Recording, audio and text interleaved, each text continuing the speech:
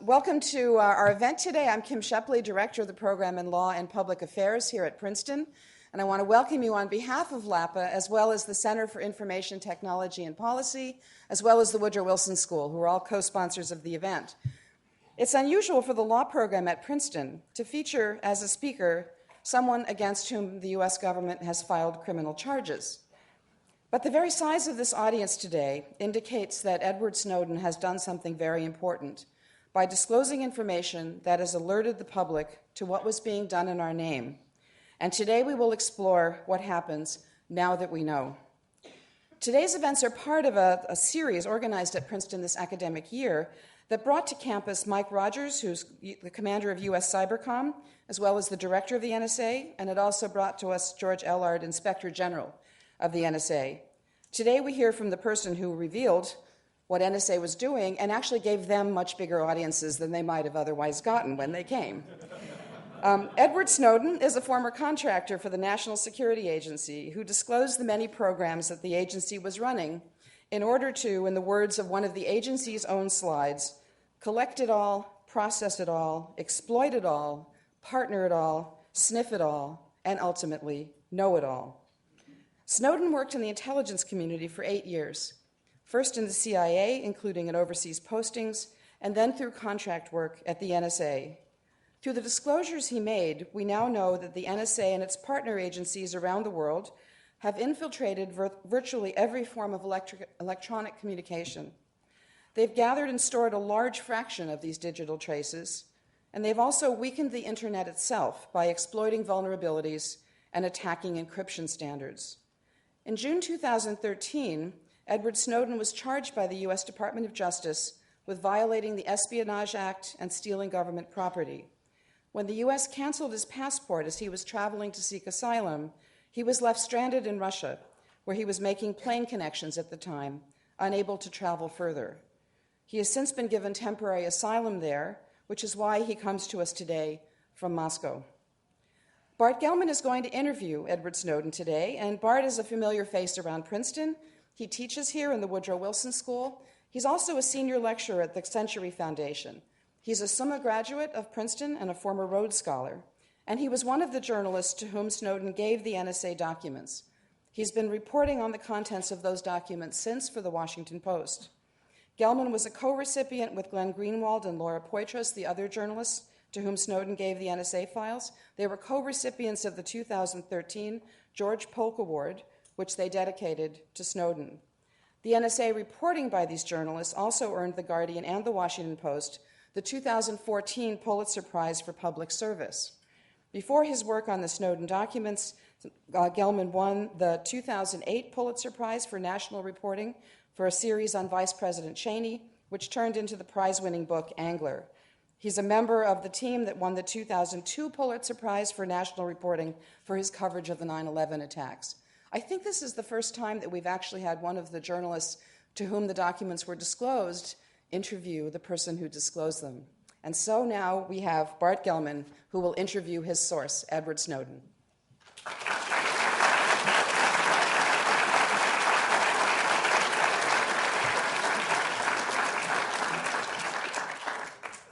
Thank you, Kim. Ed, one thing you probably don't know is that your head is about 6 feet tall and 40 feet off the ground.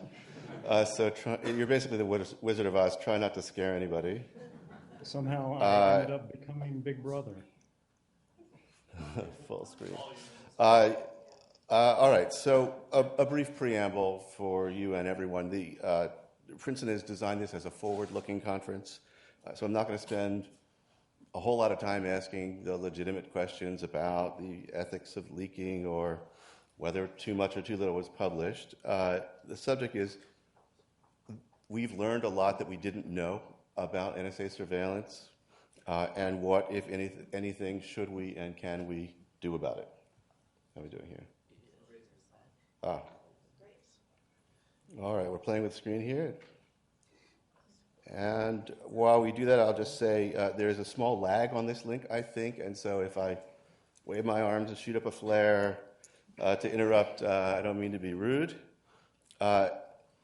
So here's first question. One of the hot new items now that we're talking about is strong cryptography. Ostensibly, it's about iPhones that are locked by Apple, but it's much bigger than that. It's the idea that companies are selling consumer technology with locks built in that are deliberately designed so that the companies themselves, even under court order, can't open them. And a lot of people who are not in the tech world say, why is that a good idea? There are actual bad guys in the world. Phones have a lot of evidence on them. Why do we want to make an unbreakable lock against law enforcement? So I guess the first question I should ask is, can you hear me? All right, let's see if I can make this a little louder. Is this the one that does it? Hang on, we're working on that. Would be great if we could hear you. Let's try one more time. Can you hear me now? That's good. Good, the NSA. Leave it to the... Okay, so when we talk about encryption, and basically what the government is really concerned about is not the existence of strong encryption. Strong encryption has existed for decades. It's existed around the world. This is not a new science. This is not a new application. What they're really concerned about is the fact that it is increasingly getting into the hands of average citizens. And they've become accustomed in sort of the post-September 11th period to being able to see everything we're doing. I mean, it's not a secret that the Bush administration began a program of warrantless wiretapping, which was not only unconstitutional, but not even authorized by a statute at the time. That program, which actually you published the Inspector General's report about, called Stellar Wind, began mass surveillance domestically in the United States. When it was revealed, there was controversy, and it kind of got some pushback, but it actually wasn't ended. In fact, it was sort of institutionalized, put under a new coat of secrecy paint, and we didn't find out how it had changed for many years moving forward. Now, in that intervening period, people like me who were sitting at the National Security Agency or elsewhere in the intelligence community, they really got accustomed to this new authority, which had been sort of granted to themselves in secret. When it was initially passed, again, it came just by fiat from the president. It was reviewed by a secret court, no open court, a court that in 34 years, out of 34,000 times, I think 35,000 times now, has only said no 12 times. So they sort of rubber stamped along with everything else. And it began to become part of the culture, the fabric, that when you have a question about what someone is doing, you can simply look it up in the database and it's there. All you have to do is be able to justify the search. Now, of course, justification isn't difficult for people who do this for a living. Now, this is what's changed. Culturally, the government has adopted sort of a worldview that if it is out there, we should know it and we should have access to it. But this is radically different from historically sort of the relationship between the government and the people that it governs, particularly in this country. When we sent mail envelopes across the country, we didn't send them in clear envelopes. They were opaque for a reason. We expect the government not to ask us why we need a right. That's not really how rights work. They have to be able to justify the intrusion into that right. And so with encryption, what we're beginning to see is a technological enforcement of historical liberties, things that we've always had, but now we can enforce in a more muscular way than simply letters on the page, on a piece of legislation somewhere. And this is, I think, fundamentally threatening and concerning to the government for reasons that are both legitimate and less legitimate. There are, legitimate needs for investigatory powers by law enforcement agencies, by intelligence agencies, as they go about their work. But it's really about scale, it's about scope, it's about ease of access.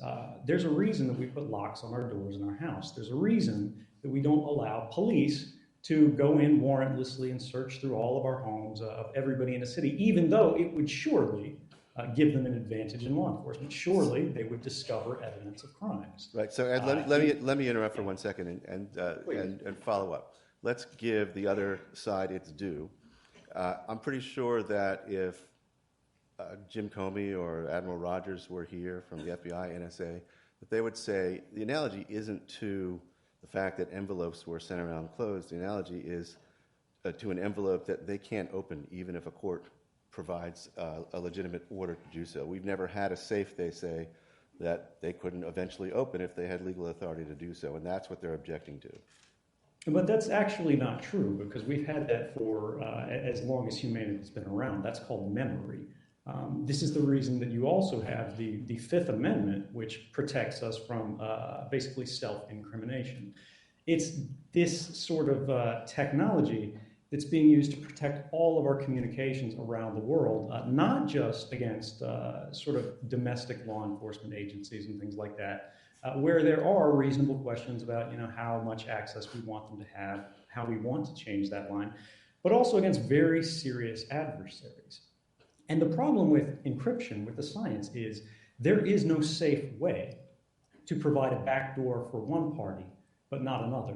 If you weaken a system so that you can basically put a master key into it, you build a backdoor into a safe, as soon as anyone understands the principle of how to unlock that backdoor, how to let themselves in, those safes can now be opened not just by the FBI, but by Chinese intelligence, by Russian intelligence, by every two-bit tin pot dictator around the world, and even parties within our own country who may be criminal or politically motivated, ideologically motivated, to abuse those authorities that we've built in via legislation. And the problem here is, it's very difficult as a matter of sort of the technology to foresee when these breaches are going to occur, and once they do occur, to mitigate them. Because of the nature of let me come back for a second. I want to come back to the security challenge. Could you do this securely? Just talk a little bit more about principle. So there are hundreds of millions of iPhones, and Google handsets offer at least the option, although not the default, of doing a similar kind of unbreakable encryption. So we're not talking about a small number of people who are going to be able to master an obscure technology. Right. I mean, it must be true that this is going to stop law enforcement and intelligence from obtaining some information that we might say as a society they should be able to obtain, right? So, I mean, that's the purpose of the strong locks, so that they can't be broken. But this argument can be made about any technology. I mean, whether it's a hammer in a shop that's intended to build a house being used to kill someone, you don't hold the hammer manufacturers liable. You don't make them change the designs of hammers because they can be subverted to another use. The challenges when you face this kind of thing are, this cryptography is the underpinning of all security for everything online, and when you weaken it, it's not good for anyone. And when we talk about the fact that this is something that the internet relies upon, trade relies upon, the economy relies upon it, especially so in this country, we rely more on e-commerce than any other country around the world when we talk about gross numbers. And yet we are sort of militarizing these capabilities of attack at the same time that we are weakening the capabilities of defense. And this is really short-sighted policy. It might help, yes, the FBI in some edge cases, but really whenever we talk about the expansion of authority, whether this is state or federal or in any country around the world, legitimate expansions of authority, authority is only ever applied when it is absolutely necessary, when it is the least intrusive means of gaining the information required for the legitimate purpose, and it's proportionate to the threat faced. Now, what they're doing by basically trying to ban encryption on a commercially available level or mandate the inclusion of backdoors that mean encryption really isn't encryption anymore and it's unreliable is sorry, I've lost myself there. Well, let me follow up then on something you said earlier, which was the security issue. Well, wait, I apologize. Actually, you got it. I caught up where I was going.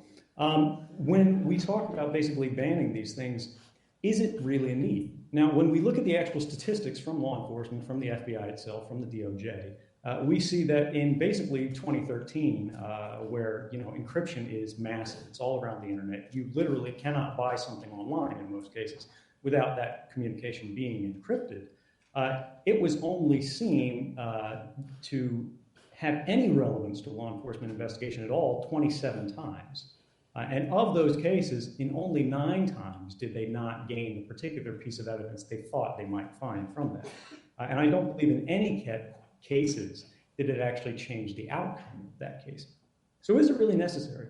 And when we think about the types of things that are encrypted, for example, on a phone, typically you're talking about SMS repositories, you're talking about photographs, notes to yourself, audio things you might record on the phone.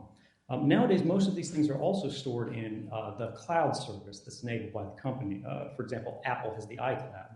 It may be encrypted on your phone itself, but it is uploaded to the company in a way that they can provide it in response to a warrant, in many cases by default, where it's available there. But even if it's not, the things that are actually truly relevant from an intelligence perspective, particularly when metadata is often more important than content, that is to say the fact that a communication occurred, the time a call was made, who it was made to, how long it was for, the kind of associations you can derive from this kind of information, as opposed to what was said on the call.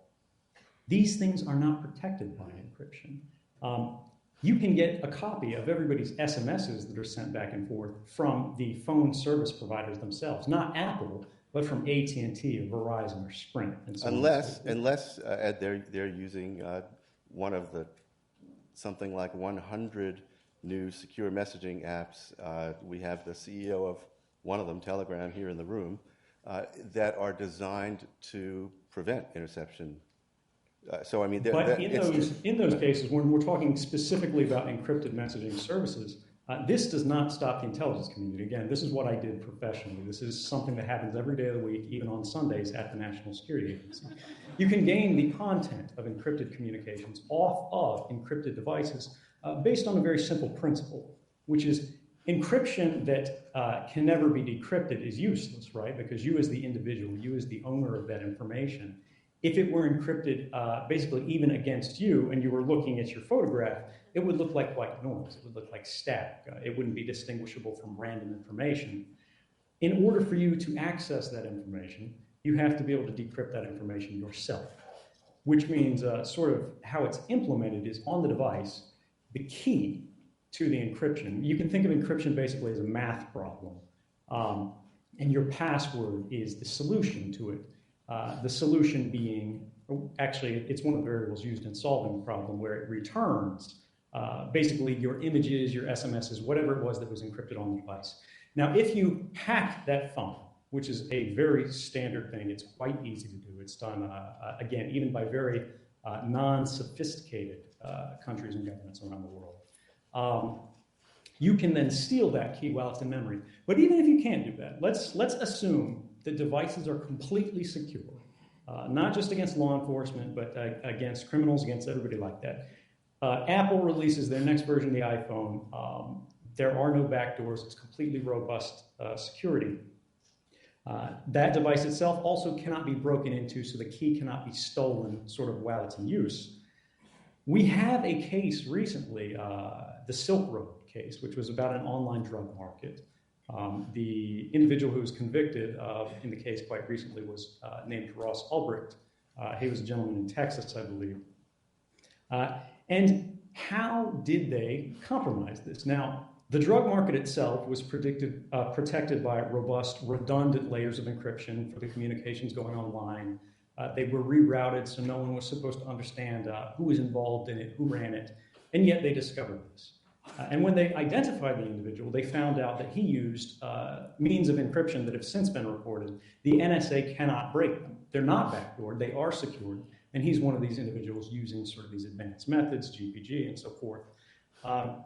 Despite this, when it came to the time of the trial in court, they were reading his diary entries that had been encrypted to everyone in the courtroom. Now, how did that occur?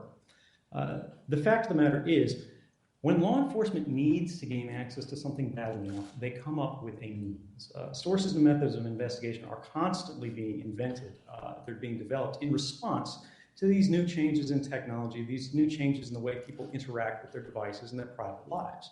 In this particular case, this guy was going to public libraries, so he wasn't communicating from his own home internet address. He would then open his encrypted laptop, he would decrypt it, he would begin working on it and administering sort of his drug market. What the FBI did, which was actually quite clever if you think about it, was they staged, as a pretext, a domestic dispute within the library that distracted his attention to one direction. And as he looks over to the left, an agent moves over to the right and pulls his unencrypted laptop away and basically enters it into evidence. Right. His whole job in that case was to make sure the lid was not closed so that the encryption wouldn't turn. I believe there was actually an agent who was moving their finger on the touchpad continuously to make sure the screen didn't lock and everything like that. Right. But it's this thing, you know, we talk about, right. So, well, we don't actually so, talk I mean, about so what, officials in the FBI, they assert we're going dark. They assume that they're going to get shut out. It's going to stop investigations. But we see in case after case that not only is that not the fact, not only is that not really the reality of our world, but government and law enforcement agencies in general around the world have more investigative power and capacity today than they have at any point in human history. Why are they asking for more powers? Why are they asking to curtail our ability to access defensive technology when they're at the historical height, the high watermark of their capability? All right, so there's a lot of nuance to this, and so I'll ask you to keep your answers a little short so we can cover more, but I do want to follow up quickly on this subject. One thing, I don't love arguments that say, it's a bad idea in principle to give them this, and anyway it costs us nothing, because they don't need it anyway. There have got to be cases in which... Right, of course. It's not that there's no they get locked up. Theoretical case. It's that we're talking about edge cases, right? We have actual statistics on this. So is this like, I mean, what I wanted to ask, is this like in your mind the idea that presumption of innocence or exclusionary rule will let some guilty people go, and that's the price we pay? Well, that's really sort of the idea that our justice system was originally founded on. You know, it was the idea that it's better for 10 guilty to go free than for an innocent man to be wrongly convicted. Now, maybe that has been changed, but that's certainly not a decision that should be made by a few FBI officials behind closed doors of the National Security Agency. That's something that should be made by the people broadly, and it should be a consensus decision, not something that's really pushed through an abusive process or under emergency provisions with the justification that's really no stronger than but terrorism. You know, it really has to be a meaningful necessity in order to change, sort of reshape the boundaries of our rights within a society. Okay, so now we have in this room, you know, some of the world's best experts on technology and legal and policy experts, but we also have a general audience. So I'm going to ask you to respond to something that Admiral Rogers said here at Princeton in as kind of clear and simple a way as you can. He said the answer to this problem is that there should be, you know, a thing called a split key. So you have one key to open your iPhone or your laptop, and there's another one that exists, but nobody holds it. There could be 2 or 3 or 4 key holders. So maybe you need, you know, a Justice Department official to approve an FBI request after getting a court order from one or another kind of court, and then they present that to Apple, which also has to give over its piece. They combine all 4 pieces of the key. They've opened your phone. What's wrong with that? Well, so the first thing is the simple principle that we're providing a backdoor capability into encrypted communications. Once we do this, once we say it's legitimate for a government to entitle itself to the communications of any individual, no matter how much they want to protect this information as a part of their private life, their private records, the government's entitling itself to this authority. Now, if the United States government does this, and it compels commercial service providers to enable this by mandate, the Chinese government will immediately mandate the same. And of course, these companies must be able to sell in China in order to compete in a globalized economy. They will do so, and then what have we done for sort of human rights, for basic liberties worldwide, when we are basically empowering some of the worst actors on earth, particularly in the case where it's never been shown to really be necessary. And beyond this, we're enabling competitors who do not compromise the security of their devices. Instead, what we're going to see is we're going to see significant companies, anybody who makes a meaningful product that has meaningful security guarantees, relocate. They're going to reincorporate under different jurisdictions that are a little more rights-friendly.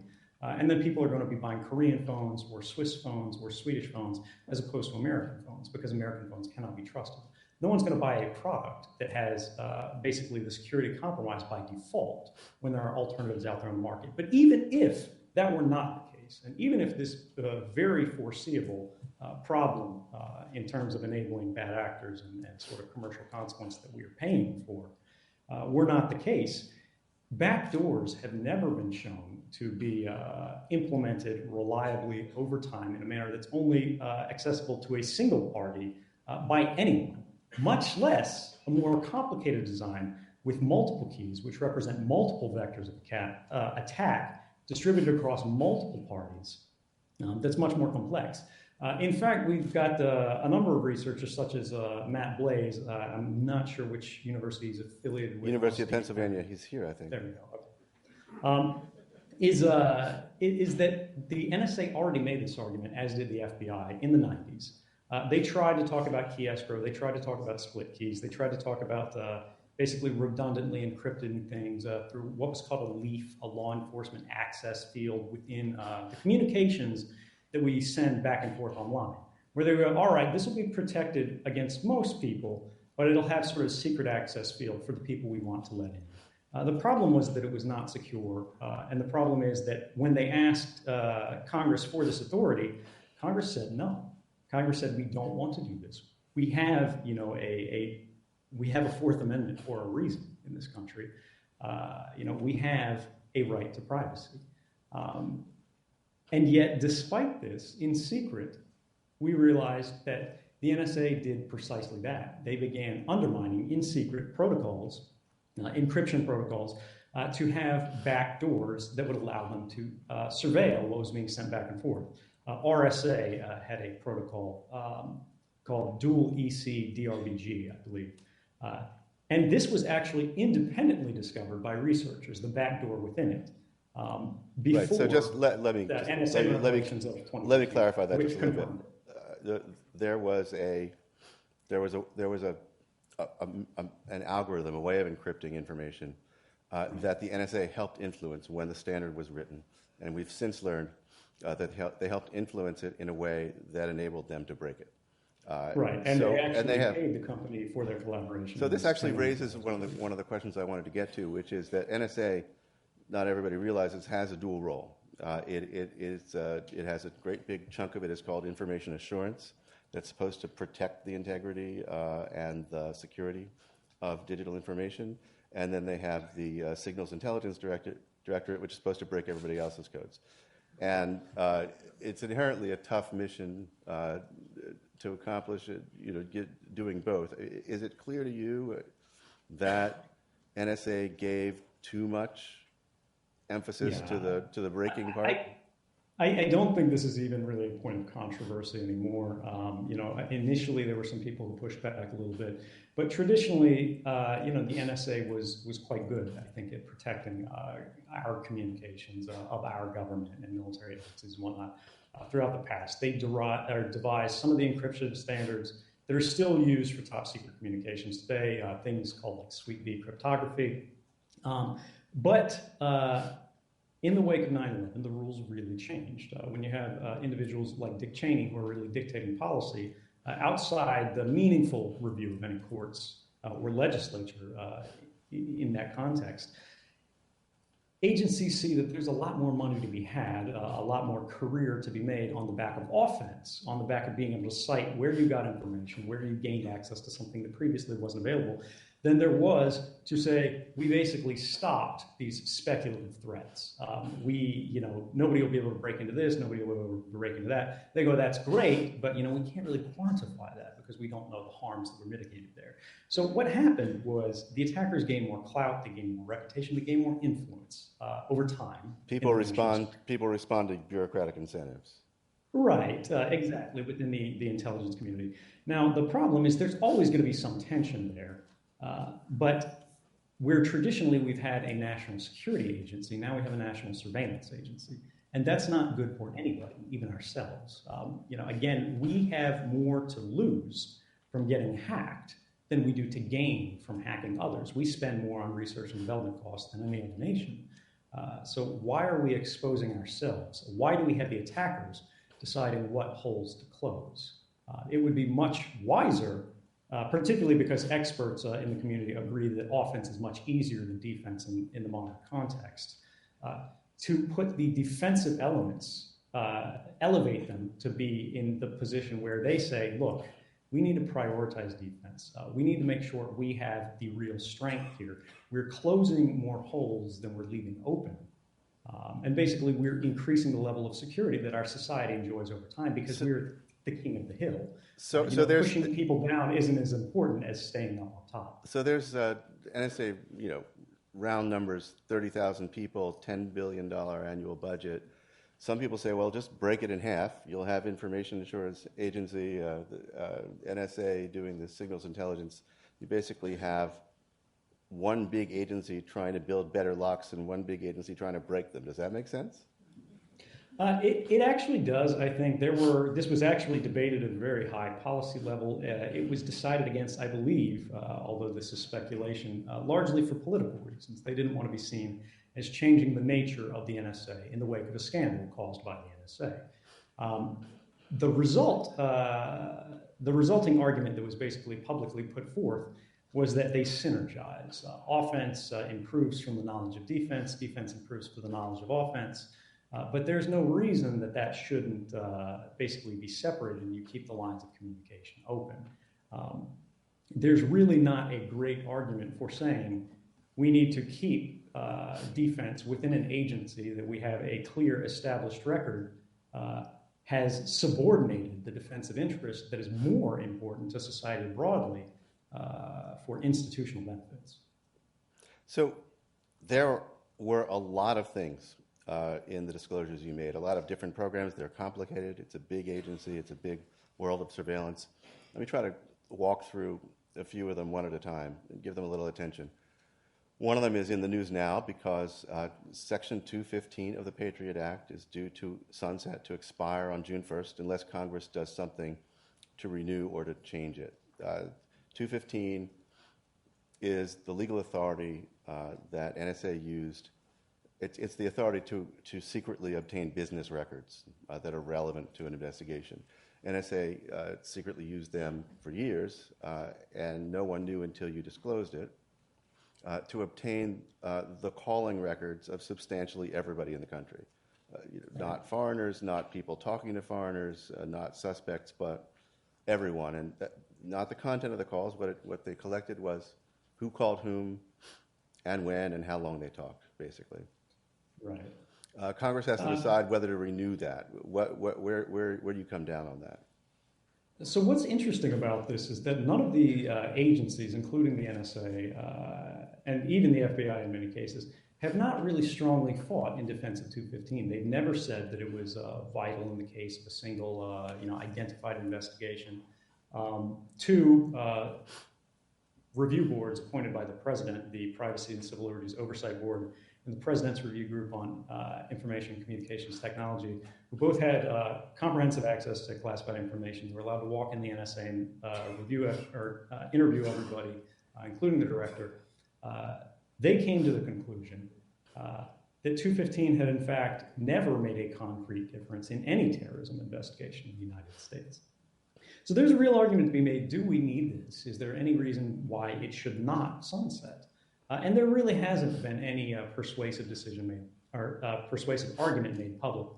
Now, what has been made was sort of a rhetorical argument regularly, which was, well, this could provide some value theoretically that would help in basically identifying certain kinds of terrorist attacks that involve phone calls made over the United States.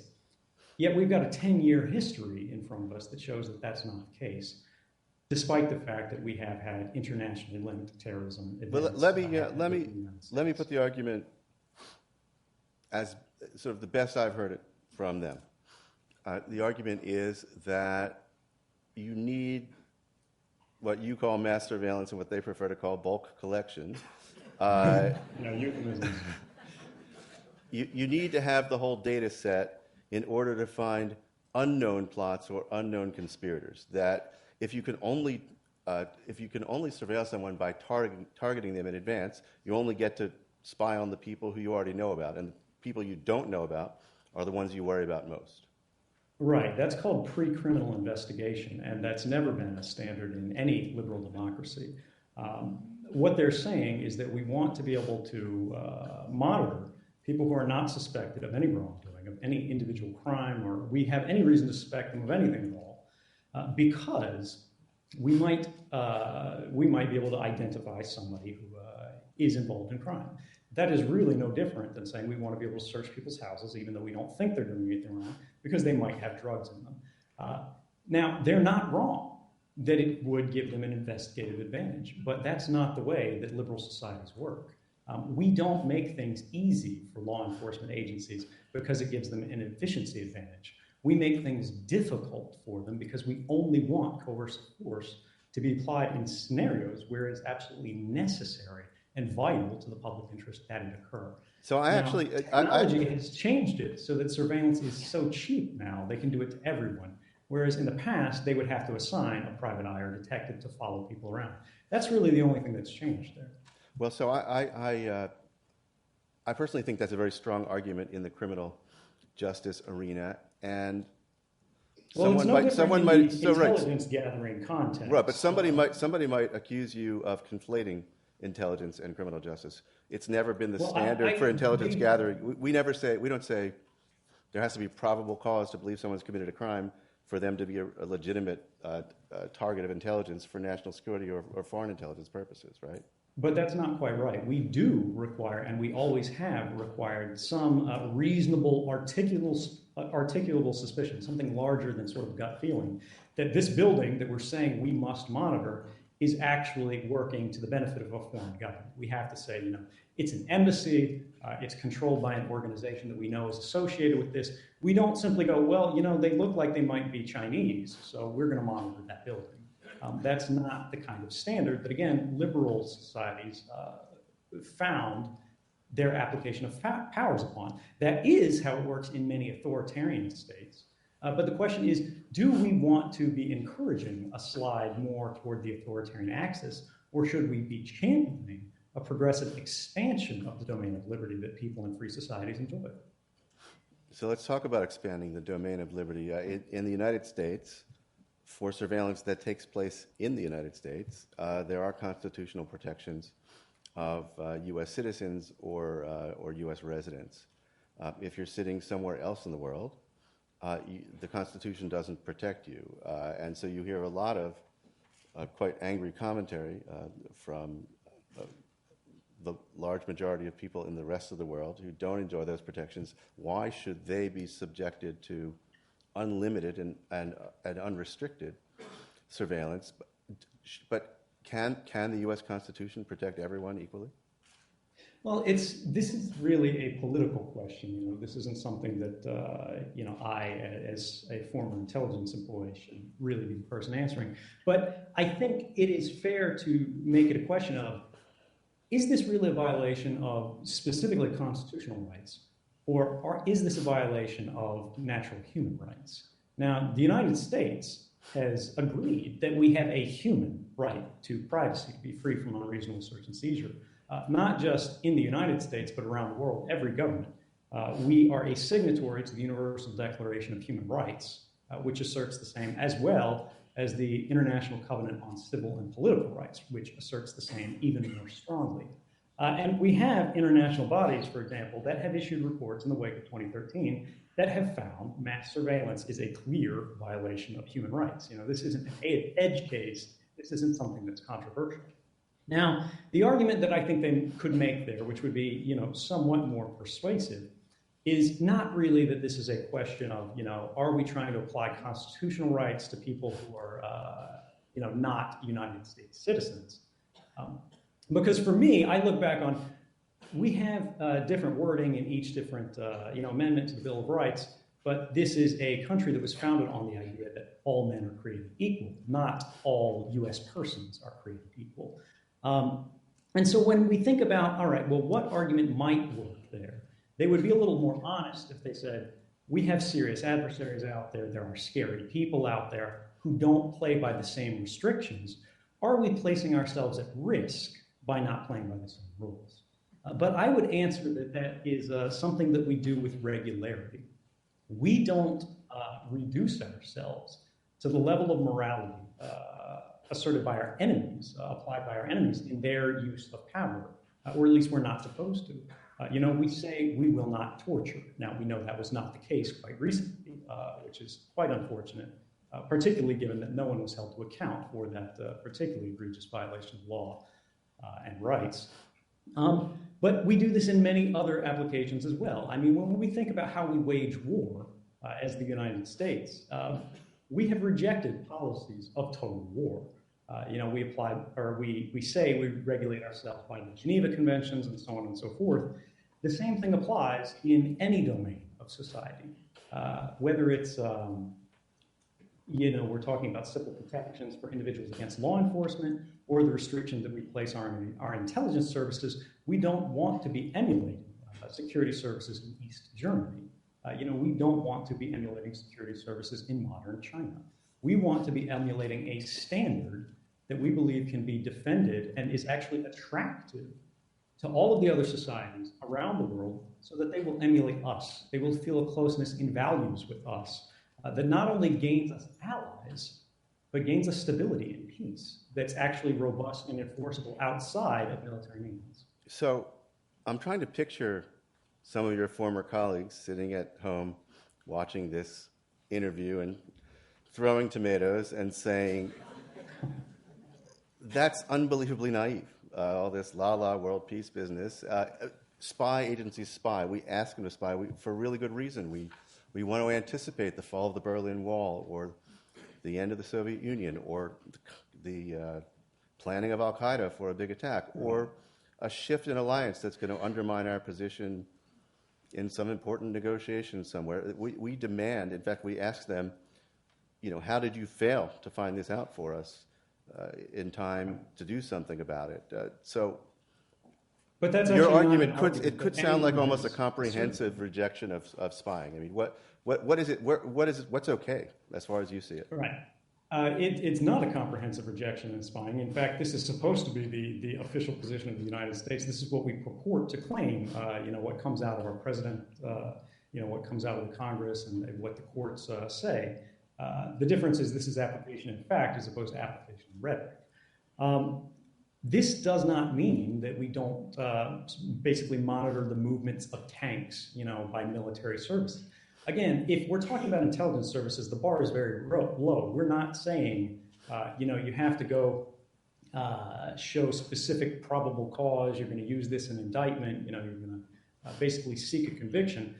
They're held to the standard of reasonable articulable suspicion. If you go, well, the Russian military is moving tanks to the border, that's a justification that has traditionally worked and continues to work. What I and basically everyone else in civil society is arguing against is that pre-criminal investigation, which is quite different. They're saying we want to surveil everyone all the time. I countered that when we watch everyone all the time, when we collect everything, we understand nothing. And there's actually strong evidence to believe this is the case. For example, the fact that we were monitoring the phone calls of everyone in the United States doesn't mean that we prevented the Boston bombings, despite the fact that the Russian intelligence services gave us a specific dossier on these individuals and said they had been speaking with extremists, they've been doing this, that, and the other, you might as well investigate them. Now, why was the investigation into them so cursory and poor? Ultimately, it comes down to a question of resourcing.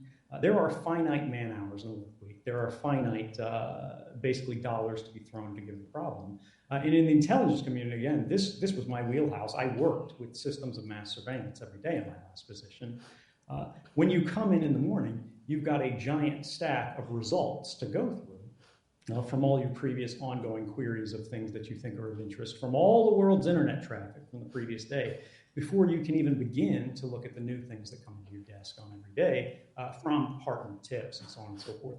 Now, the question is, does mass surveillance work? And the answer there from what we've seen from the evidence is that no, it does not. And even if it did, would it be worth the costs? Do we want to enable the majority of the country to vote away the minority's rights? That's the reason we have a constitution, is to say that even in moments of political passion, even periods of political extremes, we don't get rid of inherited values, inherited liberties that people fought and died for. And unfortunately, we have a class of officials, sort of a cohort in government today, that is arguing that things are different. This time, this time it's different. Things have changed. Let's get rid of how we did things traditionally, because this might work better, despite the fact that there's no evidence to show that it is actually the case. One of the most surprising things to me as I reported through the material that you disclosed was how much the United States was doing overseas, using different authorities that did not require a Foreign Intelligence Surveillance Court, that did not require a Patriot Act, did not require court supervision of any kind, doing this under the executive order that's governed intelligence gathering for a long time, 12333. And the story that sticks in my mind above all the others is that the U.S. government was breaking into the private fiber links that linked these gigantic, say, Google and Yahoo data centers overseas. So they have data centers in Ireland and Singapore and Latin America, and they have to talk to each other. They actually synchronize their data, and they do load balancing and so forth. And so you had the U.S. government breaking in there and helping itself to whatever it wanted, even though it had a legal basis for obtaining that information in the United States under the supervision of a judge. And you've now seen those same technology companies and others doing something that I don't think has ever happened before. Gigantic U.S. companies are spending tens and perhaps hundreds of millions of dollars in efforts to thwart their own country's intelligence services, in efforts to lock themselves down.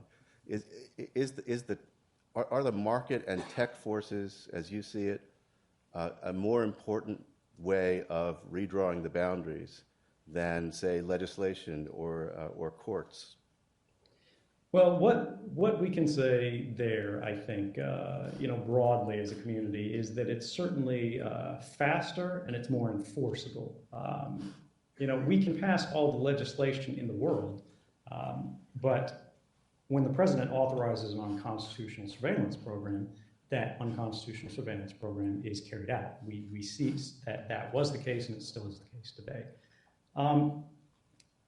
For people in the audience who aren't technical, sort of the breakdown of the story that you just mentioned, what he's talking about is the way that the internet stitches data centers together for large companies like Google, Yahoo, and so on and so forth. Is your mailbox, when you connect to your email around the world, these things get shifted. It doesn't live on your computer, it lives on the company's computer.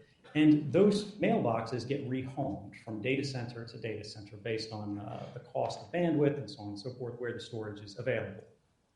The US NSA, and this is not, I want to be clear here, I don't criticize specifically the NSA. This is not a United States problem. This is a global problem. We have to deal with this, not just here at home, but against all of our adversaries doing the same kind of thing. And if we don't set the right standard here, now, quickly, we're going to be quickly overtaken by circumstance.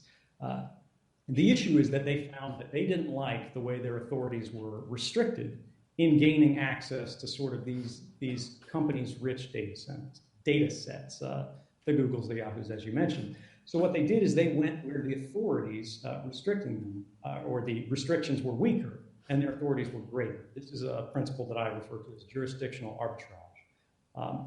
And basically, they waited until your mailbox is rehomed outside the borders of the United States, and they snatch it up there, they put it in the database with everything else, and they sift through it. Now, what happened this was a story that you published, which was actually, I don't need to congratulate you on it, I think you've heard it elsewhere. But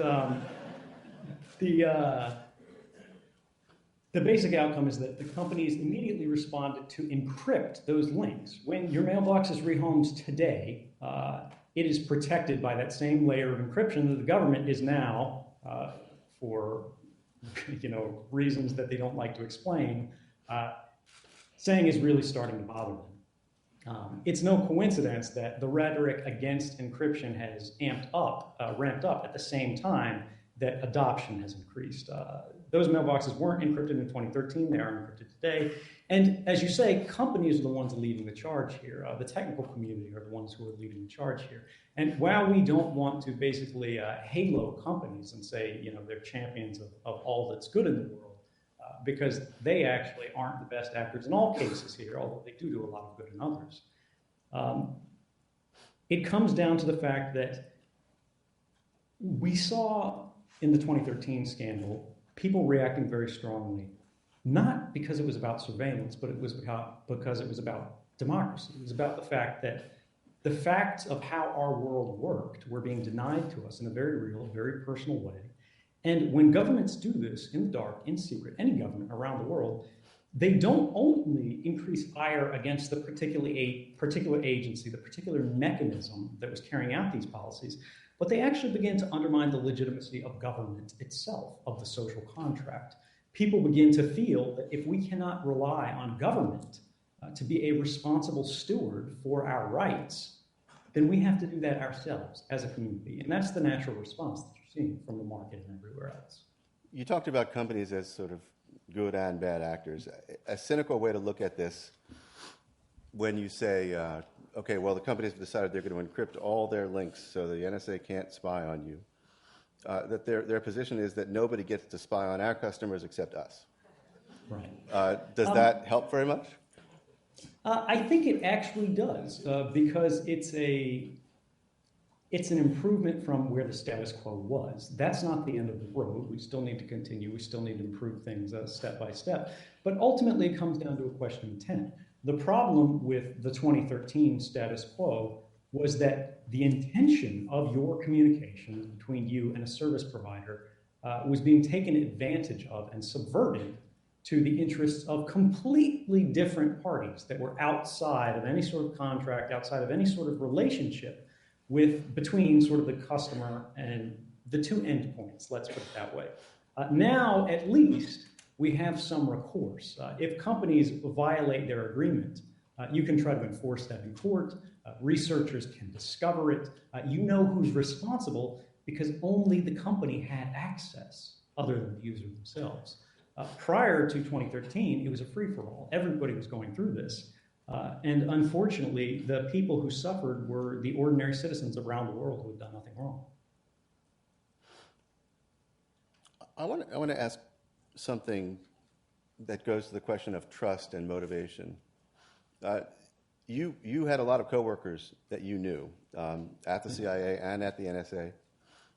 You volunteered to be among them. You believed in the mission.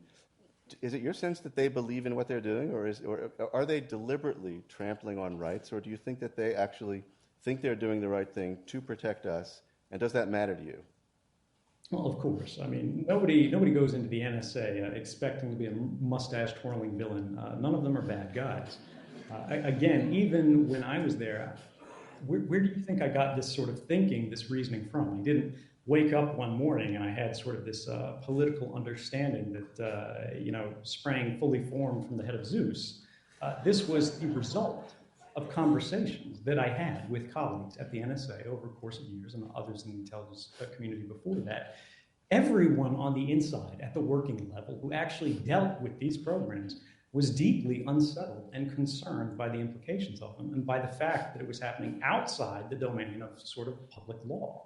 Outside of the fact that any sort of reasonable, reliable, open court could look at these programs. We all saw the way that the government was continuously asserting the state secrets privilege in cases where they really shouldn't. Questions about, or in cases of indefinite detention, in cases of literal torture, in cases of extrajudicial murder that impact United States citizens and things like that, prior to any trial, far outside the boundaries of any battlefield. What would you do if you were sitting there? You're not going to think, oh, let's find out how to tighten the screws on all these Americans, ha, ha, ha, ha, ha.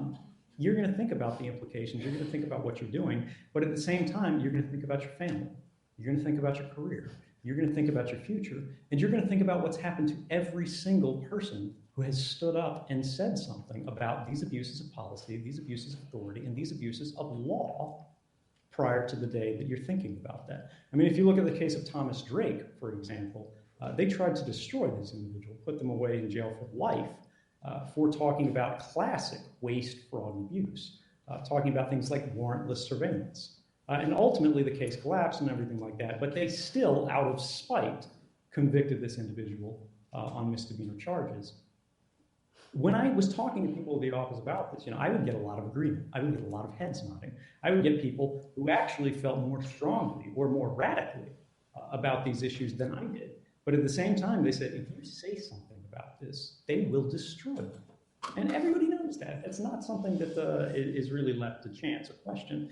So when you say, are people looking at this, thinking this is ridiculous, this guy's naive, throwing tomatoes, the only people who do that are people who actually haven't worked these systems themselves. They're the people who sit in the office, get sort of the agency all mass sort of emails that get sent to the entire workforce. They sit in an accounting office, an HR office somewhere, or they're sort of a political appointee or some senior official, where it is so much in their interest, not just for their career, but their sort of identity as an individual, as their tribal affiliation, that they don't want to think too deeply about these issues. They just want to brush them off. Because whether you agree with me, whether you agree with the NSA, there's really no question that these programs are controversial. There's really no question that these programs never should have been instituted in the first place, or we wouldn't have the Congress, right now, both Republicans and Democrats, coming together to say, look, we need to stop mass surveillance. If in our broken sort of, shall we say, somewhat challenged political culture of the modern time can come together and agree that, whoa, this simply went too far, anybody, any reasonable person recognizes that this is something that needs to change.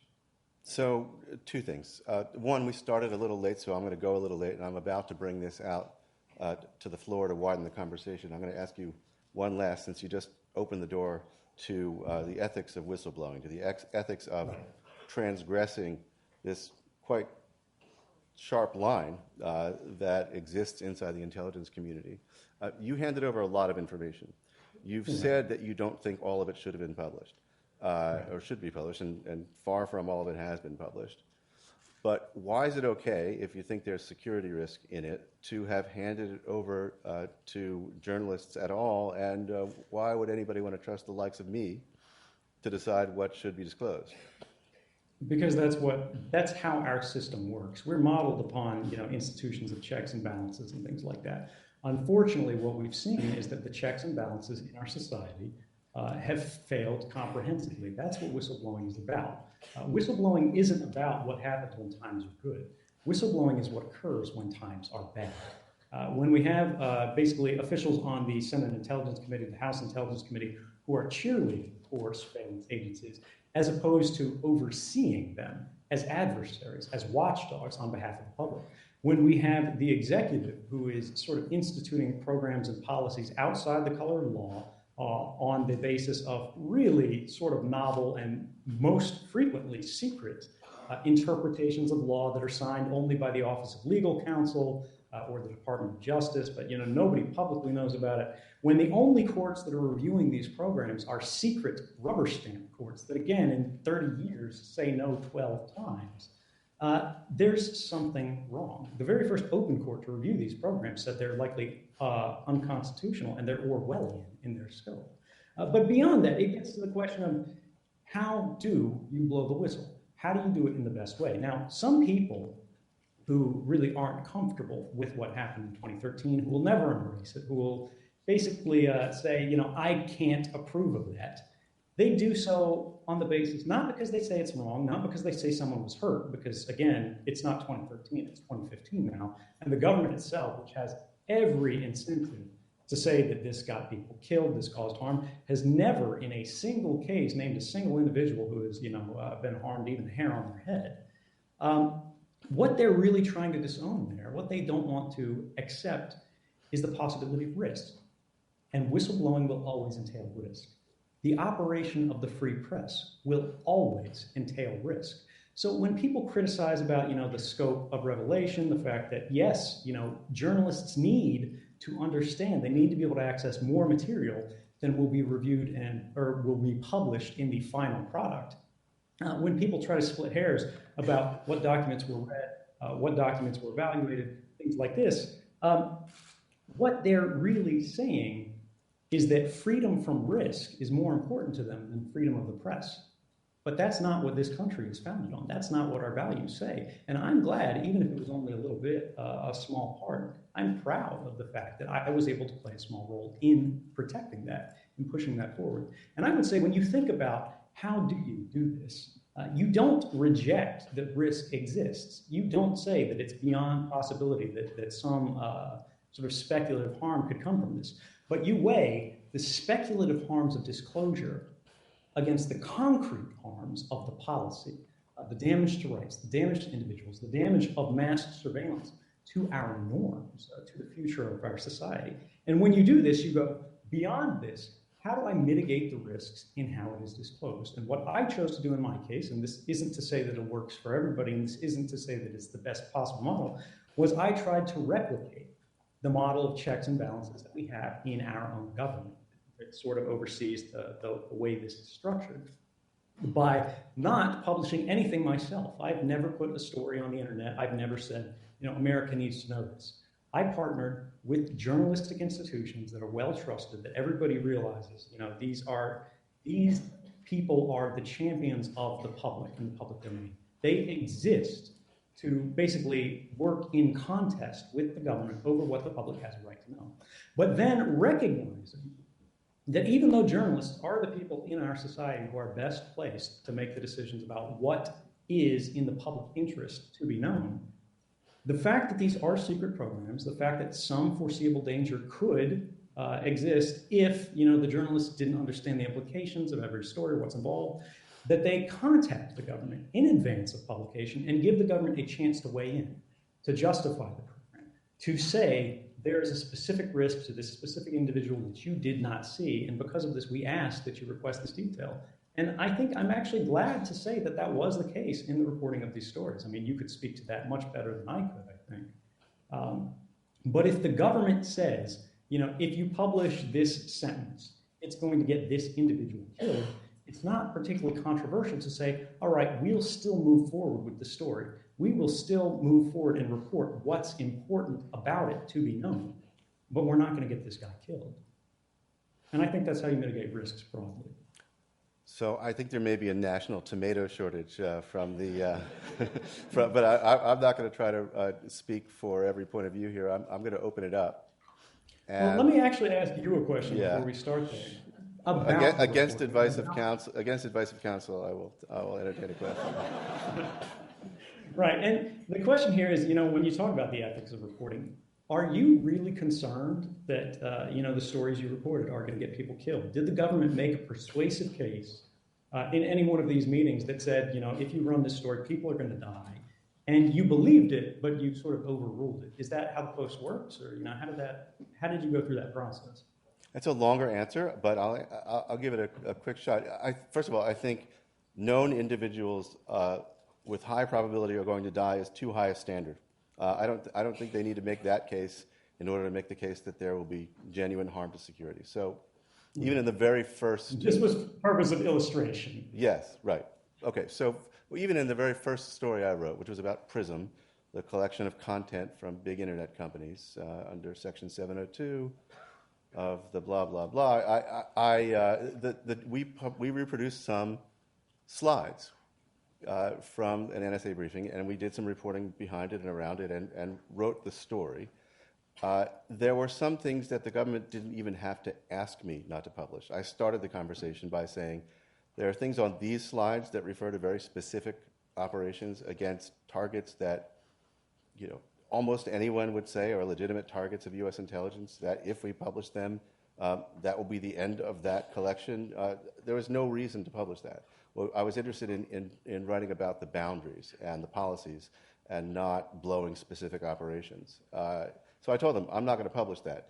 They said, well, please also don't publish the names of the companies. And I said, why? What's the harm? And they said, their principal argument was that it would make the companies less willing to cooperate in the future. And I said, that's actually a reason. That's the reason why we do publish. Not that we want to stop the program, but that if the harm consists of the people won't like what you're doing and will object, and you or the companies are going to be less willing to do it. That's the purpose of reporting for accountability reasons. So you raised a point there that I actually want to follow up on, which is that you talked about how you could go through one slide and see things in there that you didn't want to report on, that you thought were sort of outside there. And I think it's not necessarily that these aren't newsworthy or that they're not material in some way or another. It's that you said, the national security implications, at least for that story, meant that they wouldn't be reviewed. But this makes me think a number of different stories have been run by different organizations, by different institutions. Were there any stories there that you thought were great stories that were really material to the debate, to the conversation, but they were overlooked, that they haven't gotten enough attention? Well, look, I'm sure I overlooked things. I would have loved actually been published, stories that are out there that the public missed, the debate missed, the response. I think the administration and Congress have done a very good job of trying to cabin the debate, of confining it to Section 215 phone records collection, or maybe a little bit about the collection from the internet companies, and they have simply refused to engage over and over again on the question of foreign collection, of collection overseas under purely executive authority, which affects foreign targets, but also lots of Americans, because Americans happen to travel and make phone calls when they're overseas, or their data is in a foreign data center and so on. And they have simply refused to engage on that. I'm actually happy to see that the President's Civil Liberties Oversight, the Privacy and Civil Liberties Oversight Board has just decided to take that question on and look deeply into it. I think that'll be a big addition to the debate. So I'm about to move to questions here. I would urge students to raise their hands. It's a university. We'd like to have students first, and we have quite a few experts in the room. Wait for the mic. We've got mic runners. Raise your hands, mic runners. So I have a student down here. Let's start with you.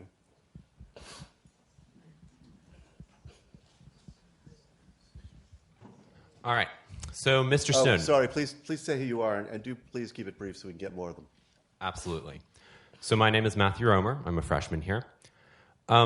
You've talked mostly today about metadata collection, and I would be curious as to, at the NSA, how much of the privacy violations did you see due to metadata collection, and how much did you see due to collection of specific data, people passing around photos, reading message logs?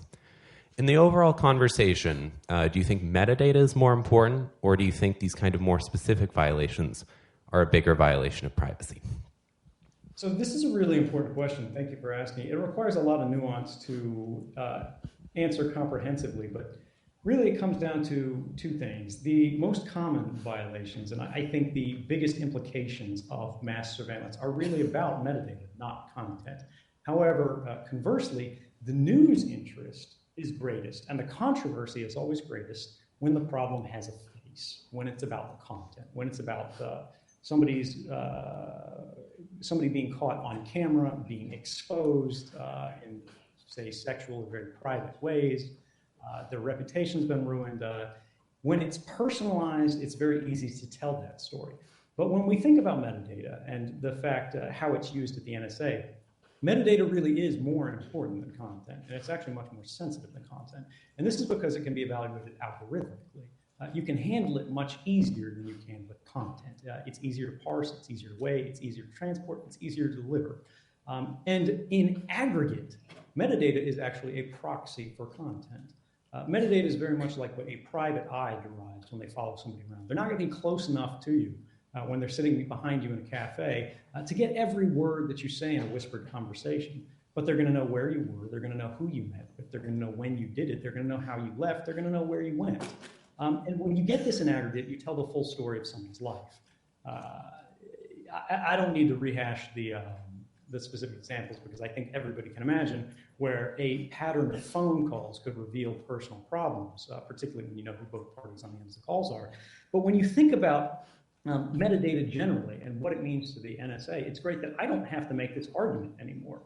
The director of national security, former Michael Hayden, said we kill people based on metadata. Actually, that was Stuart Baker, the general counsel of the, no, I take that back.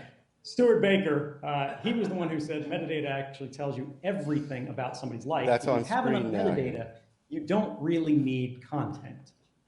Hayden followed up and actually pushed him further on that and said, we kill people based on metadata. And this is true. Metadata is how we target drone strikes. All right, let's move to Liza, please.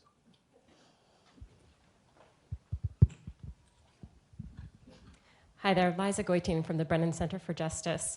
First of all, thank you very much for what you did and the sacrifice that you made and for keeping me very busy for the last 2 years. I wanted to ask you, a lot of what we hear when we try to advocate for surveillance reform is that there has been no evidence of abuse. And by abuse, I mean, a lot of us think that merely collecting all this data is abuse, but they're talking about J. Edgar Hoover style FBI type abuses, where the information is actually used to harass, political enemies or, social justice movements, that kind of thing. And, what we've heard is if there were such abuse happening, that would have showed up in the documents that Snowden made available. And, we've kind of speculated, well, maybe that kind of thing isn't documented in the databases that, he had access to or whatever. But I'd be interested to hear your response to the argument, well, we haven't seen any evidence of abuse. Right. Thank you again. This is another good one. There's actually robust evidence for abuse at basically all levels, even if you believe the NSA's interpretation of its own rules, its own laws, their own documents, which actually Bart reported this one as well, showed that they break privacy laws thousands and thousands of times per year. And each one of those individual 1,000 times doesn't refer to an individual case, an individual event. It actually refers, in many cases, to a cluster of events. One of those thousands of events, I believe it was 2,776 times in a single year, represented collecting all of the phone calls in a Washington, D.C. area code, and this is content as well, I believe, for a period of days. So, we're talking about tens of thousands, hundreds of thousands of privacy violations there. But when we talk about personalizing and the abuse there, when we talk about the most egregious cases, yes, as you say, it's not going to be documented the same way. They're not going to say, hey, we're looking to ruin this person's life because we don't like them. It's always going to be justified in bureaucratic terms that sound pretty good. I mean, that's what the job of these people are. And primarily, that's going to be driven by the FBI as opposed to the NSA when we're talking about domestic use. The NSA collects it, even under, for example, the Section 215 authority we talked about earlier, despite the fact that NSA is not named in the statute. The FBI is the authority that's specifically empowered to do that surveillance. They lack the capability. So contrary to what the statute's language says, the NSA did it. But beyond that, we do have even specific individualized, personalized cases of abuse. There's a news outlet called The Intercept, where Glenn Greenwald ran a story, I believe, that showed U.S. professors, Americans, things like that. These are upstanding citizens.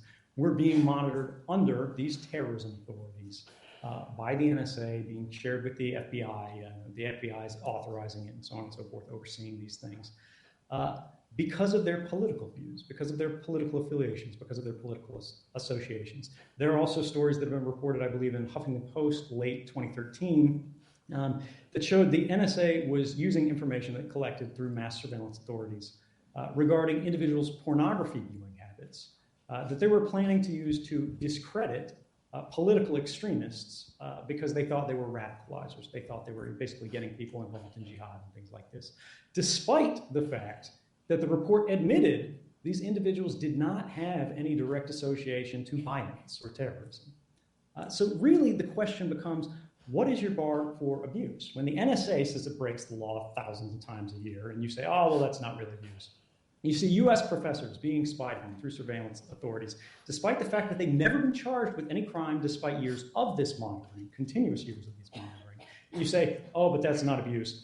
And the fact that people are being, their private sexual habits are being, plans are being made to expose them, to discredit them on behalf of their political views, as terrible and, as much as we disagree with them as they are, is that abuse? Where do you draw the line about this? And even if this is a thing where you go, all right, that's not abuse, is that a decision that should be made by the National Security Agency? Is that a decision that should be made by a few members in Congress who get more campaign contributions than any other members of Congress, called the Gang of Eight from defense contractors? Or should that be made by the full body? Should that be made by open courts? Should that be made by the public broadly? I would assert, I would argue that it's us who should fundamentally make that decision, not, these insulated and sheltered officials. I think I should just say for the record that as someone who sometimes gets to call himself visiting professor, that I don't actually agree with the way that story characterized the surveillance of those professors and others.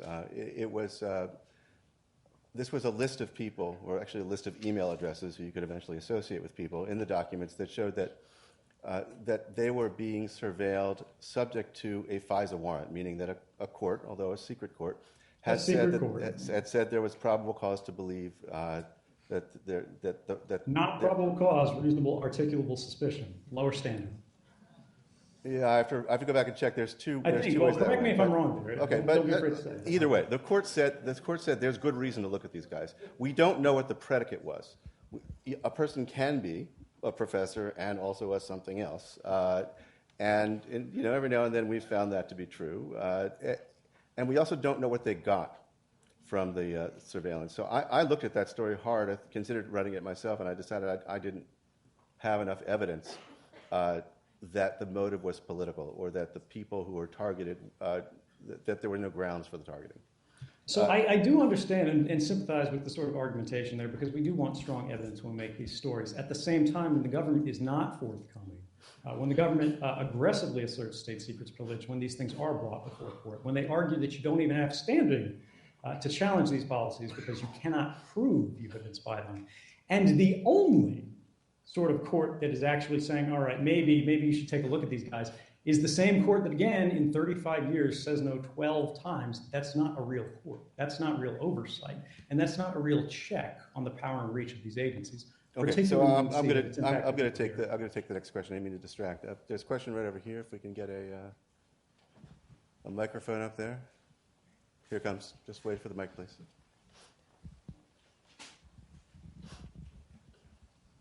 Hi, my name is Paula Kift. I'm an alumna here and current PhD student at NYU studying the right to privacy from a transatlantic perspective.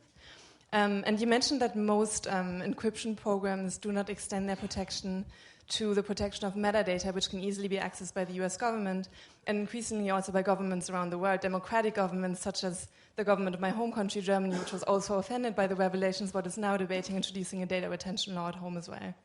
So I was wondering whether you see any solutions on the horizon, either technological or legal, to address this fundamental vulnerability.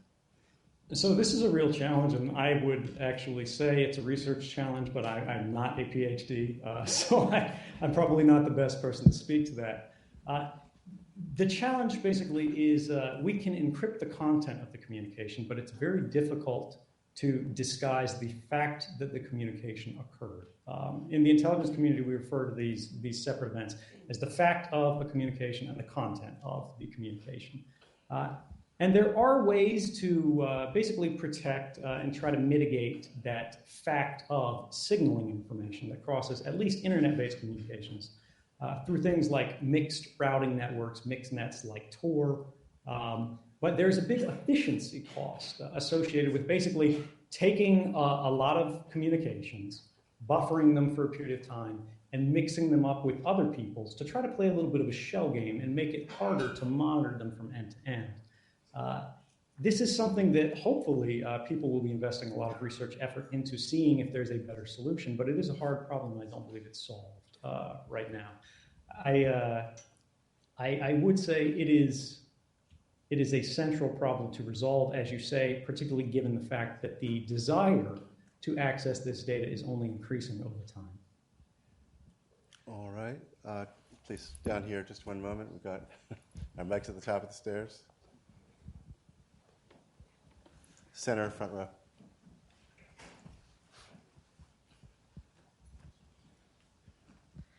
Hi, my name is Jeanette Beebe, class of 2014. I'm wondering, as a young journalist, how you would suggest we cover your story. I know that you've recently spoken with John Oliver, you've done a variety of different things, and what your advice might be going forward. My advice would be disassociate it from me, because I'm not really the issue. The media, as we said earlier, they're really in love with personalities, personal stories. They want to have a face to put with anything to really get people into it. But culturally, I'm not sure that's a norm that we should embrace. Everybody will say, of course, that's the status quo, that's just the way things are. But does it have to be? Is it possible that we can actually get people interested in the reality of the world, the actual impact of the policies, and the real points of contention, and talk about this in a reasoned way? Or do we have to talk about, basically the talking heads, the pundits, the conflicts beyond personalities? I would hope that we don't have to, but again, that's a challenge that's going to have to be borne by journalists. There's a student here, blue shirt. We're also a really young faculty member. My name is Jacob Edelman. I'm actually a junior in high school right now. I've experienced technology improving and augmenting my education. My grades are now online. I'm provided with an email account by my school. I use a computer in school on a daily basis. Even private information pertaining to students' health in my school is put online by a contracted third party. The security involved with any of these things is flimsy, if it really existent at all. With all this data pertaining to myself, my friends, and my siblings online, if some years in the future one of my classmates or I attract the suspicion of the NSA, or even brought to trial on something entirely unrelated, is it possible that this data from our school could come back to haunt us? The question really answers itself, I think. But, this is something where I have to say I don't like to think that the NSA is going to be dangling people's history over them domestically for political purposes. Although these kind of things have happened in the past and they are likely to happen again. It's just something I don't like to confront, because I know the people there, that's not their intention. Basically, everybody in the intelligence community, all of the spies, as they were, they know they break the law. They don't really care about the law. We get trained on the law. We understand it because we need to justify things. We need to keep in the line, within the lines. But people basically there have a culture, a mindset that they do bad things for the right reasons. Now, the danger is, in your case, they think that doing bad things to you is the right thing to do in that. That, I think, is very far off, particularly even in terms of capability. One of the real challenges is how do we memorialize all of this information about not just you, but everybody increasing periods of time as more and more data is being created every day. This is why metadata is so attractive. It's tiny, it's compressible, it's text only. It's not rich data, it's not audio streams, it's not YouTube video files of cats. It's very tiny things that can be kept basically forever. And there's a reason that we're building massive data centers in Utah and things like this. They're not building that just for looks. The question is, how do we control it? How do we prevent that from happening? Not as what your question posits, what if they do this? How do we institute protections to reassure ourselves, to build a culture where we know that will not be the case, because it is not to their benefit. It is not to the benefit of our society, and it's not to the benefit of any political partisans. We want to make sure that assertions of authority, no matter how they're being used, no matter how data is being collected, is restricted to basically only being used when it is necessary and proportional to the threat faced. And today, I think we're actually quite fortunate that we face no existential threats. There's a lot of alarmism that comes from terrorism officials or people talking about proliferation. And threats haven't disappeared, they haven't gone away, they haven't evaporated. But if you look at any statistics, any metrics, the world is safer today than it ever has been before. We live richer, more peaceful, longer lives than any generation before us.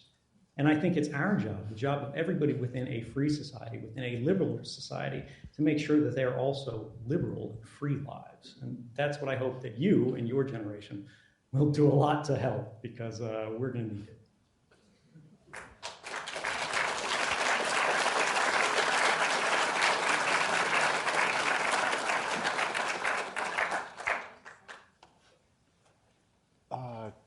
So we've got, before we do another one here, we've got a Twitter question that Kim Shepley will read. I'm channeling Twitter questions. This is one from Rickard, Colorado. I'm not sure if he's in the audience.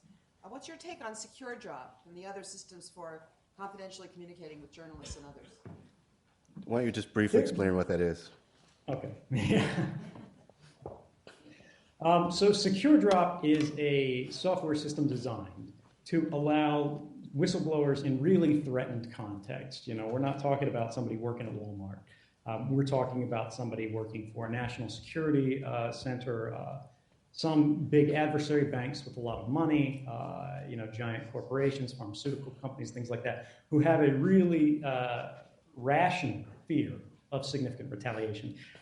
How do you create a system, a means, a mechanism for them to be able to communicate anonymously with journalists in a manner that's protected and sort of makes it very difficult for them to be retaliated against? How do you protect journalist sources?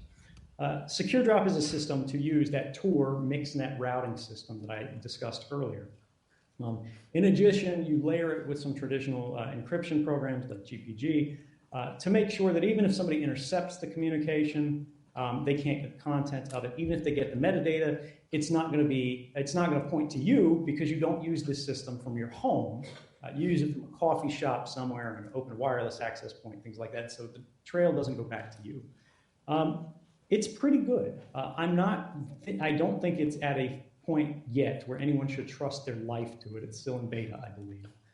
And all of these systems, you never want to trust that any one wall will protect you. You need to follow a principle of defense in depth, where you layer protections, where if Secure Drop fails, if GPG fails, you know, if somehow you made a mistake and you paid for your coffee at the coffee shop with your credit card in your true name, that you've got some other measures there so that instead of one thing going wrong, things have to fail comprehensively. I did similar things in my case, and they did work, so it's not impossible. And I'll add just one word for someone with something important to say who is not technical. The purpose of Secure Drop was to make it very hard to make mistakes, to be able to communicate with genuine anonymity and genuine confidentiality about what you're saying with a journalist. I happen to run an instance of Secure Drop myself, which you can find in my Twitter profile, at Bart and Gellman. And if you've got something important to tell me, I'd like to hear it. I do believe we have some national security folks in the audience, right, speaking later. You know, maybe if the NCTC chief has some misgivings, he can reach out. Yeah, he's going to have his shot at me in the afternoon. Someone up there near the top there, please, with a Princeton crest. Thank you. I'm Anastasia Repulio. I'm a student here. And I wanted to ask you, do you think it would be more legitimate, like less of a violation of civil rights, or even practically feasible for the government to gather all of the information that they do now, but like not go through it, not actually monitor it, unless they have evidence or suspicion sufficient to merit a warrant?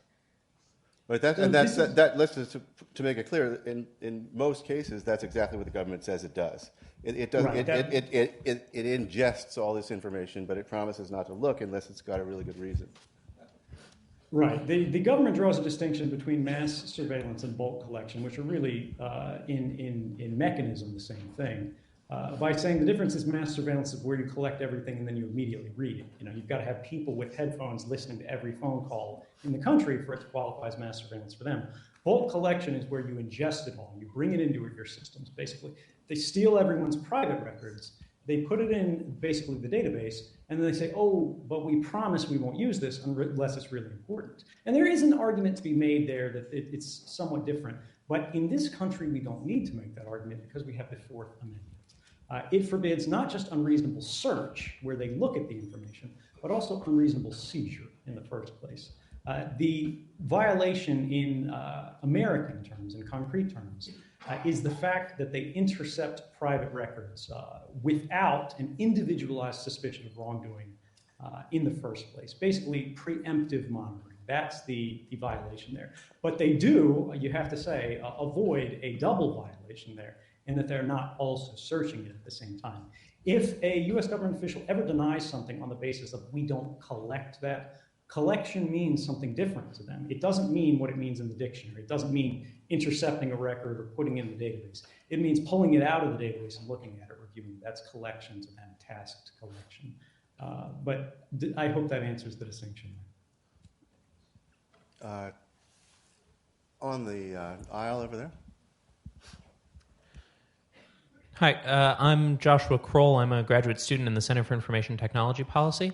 I wanted to ask a question following up on the question earlier about bulk collection in the international context, which is, what is the right mechanism for reform of bulk collection on the international level? I mean, how do you prevent the situation where different countries are bulk collecting information on people outside of their own borders and then sharing it with each other, maybe not because they're allies, but because they're at least friendly? And some of these countries do not subscribe to the higher ideals you proposed that we espouse for bulk collection program, limiting bulk collection of foreigners in the context of our own intelligence services. So how do you limit that when people who don't espouse those values internationally have the same, are collecting the same information? Thank you for asking. That's really sort of a policy question of, all right, we can set the standard, we can set the law, but how do we enforce it, particularly when we've got information sharing, when that information can be shared out to additional degrees, and how do we just make sure that other people aren't doing the thing that we've just sworn off? The answer there, at least in the content context, is end-to-end encryption. The way mass surveillance happens is as your communications transit the internet across the lines, the fiber optic cables under the sea or the satellites in the air, basically they are collected, they're ingested at the telecommunications companies or third-party taps somewhere that have been dug into the ground or in place on a cable or something like that, that basically allow them to just get everything as it crosses the line. How you prevent that from happening is you encrypt the information so if they capture it, it has no meaning to them, particularly if we can get to the point where we can begin to disassociate that fact of and that content of through things like mixed routing networks. So you don't necessarily know that this came from this point to that point. It's a little more opaque there. But the counterpoint here is, all right, if we prevent bulk collection, not just here, but in all of these other countries, how do we make sure that they can still meet their legitimate investigative needs, as Bart put forth earlier? And that's that you attack the endpoints, right? Every communication has a beginning point and an end point where it goes back and forth. Mass surveillance happens in transit as it crosses that. Surveillance forces them to go on an individualized basis where they go to the ends of those communications, or they serve a warrant to the actual service providers who may have their own databases there. That would be how you enforce it through a policy standpoint. Up front here, please. So just to clarify that if it wasn't clear, you basically mandate strong, reliable encryption in transit. Right. Hi, I'm a current student. I'm a sophomore at Princeton, and I wanted to ask you, we heard a lot about how the government should change its policy, but is there anything citizens can do right now, or if so, and what suggestions do you have for individuals? One of the key things would be to defend your right to encryption, defend your right to privacy. One of the arguments that is often made, it's not really well thought out, but it sounds good. It's a little bit truthy, so people sort of, they repeat it, is if you have nothing to hide, why do you care? If you have nothing to hide, you have nothing to fear. But that's basically the equivalent of saying, why do you care about why do you care about freedom of speech if you have nothing to say? If you're not really going out there and standing up and speaking out, freedom of speech isn't really that big a deal. And I'm not on TV. I don't care that much. Or I'm not a dissident. I don't say anything that upsets people. You have to be able to stand up and assert these values and say that, look, I'm not going to say, I need a right to privacy, or I don't need a right to privacy because I don't have anything to hide. The same way that I'm going to say, well, we don't need freedom of speech because I don't have anything to say. What you've got to do is recognize that rights, aren't really granted by governments. These are things that are inherent to you in your nature. If the government wants to intrude on your rights, you don't have to justify why you need it. You make it incumbent on them to justify their intrusion into your rights. So that would be the political context there. Organize there, create a culture there, and promote that. Help people understand why that matters. And the fact that this really isn't about whether or not you have something to hide. If they're collecting data about everybody in advance of any criminal suspicion of anything wrong, What they're creating are what academics have referred to as databases of ruin. Once it reaches a certain point of richness, and you put a counterterrorism analyst at it, if they look all day at communications and they say this person's a terrorist, this person's a terrorist, this person's a terrorist, we're pattern recognizing machines. It's sort of the Cardinal Richelieu thing. You put a CT analyst on a rich enough data set, and the Pope is going to look an awful lot like a terrorist. If you give me 6 lines written by the hand of the most honest man, I'll find something within which to hang him. On the more practical level, the immediate level, encrypt your communications. Support services that not only encrypt your communications, and by this, I don't mean simply encrypted in transit and things like that. I mean, use a zero knowledge model. For example, Dropbox encrypts your stuff, but they have a key to it. Spider Oak, which is a competitor of them, they don't have the ability to provide your information. They don't have an ability to spy on you. So of course, they can't work contrary to your interests. Align yourselves with basically industries, with companies that will take a moral position of aligning themselves with their customers as opposed to aligning themselves against them. Ed, I've got to end it there. There are so many more questions. Thank you very much for coming to us from Moscow. Thank you.